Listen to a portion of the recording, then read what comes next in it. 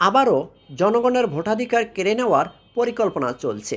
জামাতে ইসলামী বাংলাদেশ জুলাই ঘোষণা এবং জুলাই সনদকে আইনি ভিত্তি না দিয়ে নির্বাচনের দিনক্ষণ ঘোষণা করায় এর প্রতিবাদে রাজধানীতে বিক্ষোভ সমাবেশ করেন বাংলাদেশ জামাতে ইসলামী দলটি। ওই দিনের বিক্ষোভ সমাবেশে জামাতের পক্ষ থেকে অভিযোগ করা হয়, আবারও দেশের জনগণের ভোটাধিকার কেড়ে নেওয়ার ষড়যন্ত্র চলছে। সরকার ও রাজনৈতিক দলগুলোকে উদ্দেশ্য করে জামাতে ইসলামী দলটির নায়েবে আমির সৈয়দ আবদুল্লাহ মোহাম্মদ তাহের বলেন, জনগণের বিপরীতে দাঁড়াবেন না, নতুন করে আরেকটি ১-১১ পরিবেশ তৈরি করবেন না। গত বুধবার বিকেলে রাজধানীর বিজয়নগরের বিক্ষোভ সমাবেশে জামাতের এই নায়েবে আমির এই কথা বলেন। জুলাই ঘোষণাপত্র এবং জুলাই সনদকে আইনি ভিত্তি দিয়ে নিরপেক্ষ নির্বাচনের দাবিতে এই কর্মসূচির আয়োজন করে ঢাকা মহানগর উত্তর ও দক্ষিণ জামাতের নেতাকর্মী। সৈয়দ আবদুল্লাহ মোহাম্মদ তাহের বলেন, সরকারের পক্ষ থেকে নির্বাচনে যে দিনক্ষণ ঘোষণা করা হয়েছে এটা ঠিক আছে, কিন্তু এবার আমরা সিলেকশন চাই না, একটা ইলেকশন চাই। বিদেশি ডিজাইনে নির্বাচন পরিকল্পিত মনে করে আবদুল্লাহ তাহের রেড সিগন্যাল দেখিয়ে বলেন, এবার দেশের জনগণ জীবন এবং রক্ত দিয়ে হলেও একটি সুষ্ঠু নির্বাচন আদায় করে নেবে।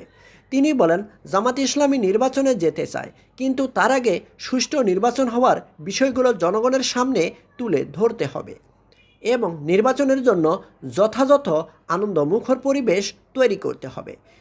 এ সময় তিনি অন্তর্বর্তী সরকারকে নিশানা করে বলেন, দেশকে অনিশ্চয়তার দিকে নিয়ে যাবেন না, জনগণের বিপরীতে দাঁড়াবেন না, আরেকটি ১-১১ ক্ষেত্র তৈরি করবেন না। আবদুল্লাহ তাহের আরও বলেন, আমরা রাজনৈতিক দল এবং রাজনীতিবিদেরা দায়িত্বশীলতার পরিচয় দিয়ে সবাই মিলে একটি অবাধ, সুষ্ঠু এবং নিরপেক্ষ অংশগ্রহণমূলক নির্বাচন করতে চাই। অতীতের মতো অংশগ্রহণহীন নির্বাচন করলে এবার বাংলাদেশ টিকে থাকবে না, স্বাধীনতাও টিকবে না। জামাতের নায়েবে আমির আবদুল্লাহ মোহাম্মদ তাহের আরও বলেন, এই সরকারের প্রধান কাজ হচ্ছে সংস্কার করা। তারা সংস্কারের জন্যই কমিশন তৈরি করেছে। সেই কমিশন সবাই ঐক্যমত হওয়ার পরেও সরকার বলে এটির আইনি কোনো ভিত্তি নেই, তাহলে সংস্কার হলো কোথায়? তিনি বলেন, যেসব বিষয়ে ঐক্যমত্য হয়েছে তার উপর ভিত্তি করে আগামী নির্বাচন হতে হবে। বিক্ষোভ সমাবেশে জামাতের এই শীর্ষ নেতা একটি জরিপের কথা উল্লেখ করে বলেন, দেশের ৭১% মানুষ পিআর পদ্ধতি অর্থাৎ সংখ্যানুপাতিক নির্বাচন চায়।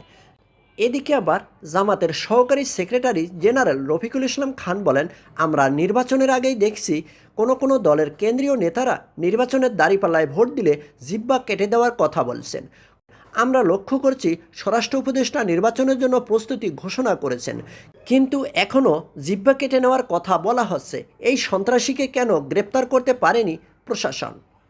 ঢাকা মহানগর দক্ষিণ জামাতের সেক্রেটারি শফিকুল ইসলাম মাসুদের সঞ্চালনায় বিক্ষোভ সমাবেশটি পরিচালিত হয়।